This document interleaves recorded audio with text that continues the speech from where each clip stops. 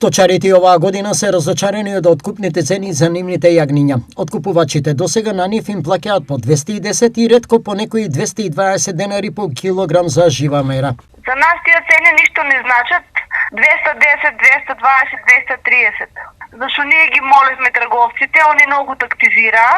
Изјавуваме срема трговците за да не бидат толку ригорозни, зашто ќе се намали бројот и до година не знам од кој ќе купува или по им одговара да увезува.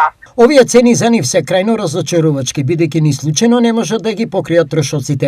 Испод 280 никако и да нема уцени за килажа. Ама и да добиеме за нас сточарите, тоа е касно веќе. За некои може некои имаат побавно им се јагнили овците, а за некои што имаат од декември, јануари, некои ги дадоа јагнињата по тие цени, зашто веќе луѓето не може да издржат, немаат храна. Надеж дека сезоната може да ја спасат, но и да преживеат е државата да ги зголеми субвенциите. Се надеваме дека државата ќе ги зголеми субвенциите за да можеме некако да обстанеме тие што што живееме ептен од тоа, што немаме друг избор. Инаку, ако и тоа не се случи, не знам што ќе биде. Сега денес ништо не можам да кажам што ќе се случи. Доколку тоа не се случи, Вангелина Пармачка вели дека идните години откупувачите ќе нема од кого да откупуваат. Од друга страна, прифатлива цена на јагнешкото за овој Великден очекуваат граѓаните. Под 500 динара повеќе да не те би требало да биде. Зошто?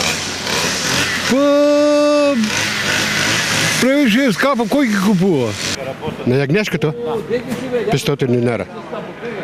Дали е таа добра? За нас не е добра, ама за најче го произведува е добра. Не купуваме јагне, не да ни интересира колку. Не, ајде 300 дена нека. 300 дена, нека реално да зборимо.